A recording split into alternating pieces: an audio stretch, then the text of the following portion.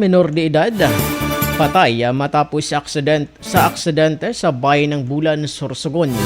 Para sa detalye na balita na sa Linya Mega Patrol number 36, RGD Chavez.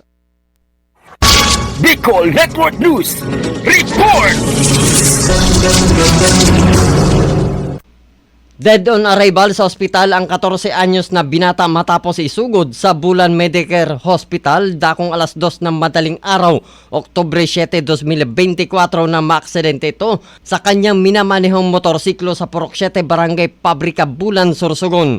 Ayon sa paunang investigasyon ng Bulan Municipal Police Station, ang biktima ay nagmamaneho ng Yamaha DT motorsiklo matapos makipag-inuman kasama ang dalawang kaibigan nito na sina April Boy Bartolay at John Baldeo. Kaugnay nito, batay sa salaysay naman ng mga nakasaksi, nawalan ng kontrol ang biktima sa motorsiklo habang pauwi papuntang Barangay San Rafael na nagresulta sa pagka-crash sa tabi ng kalsada. Samantala, agad namang rumisponde ang Bulan MD Ararimo at Bulan MPS matapos makatanggap ng ulat ukol sa insidente at naisugod sa pagamutan ang mga biktima, ngunit naideklarang dead on arrival ang 14 anyos.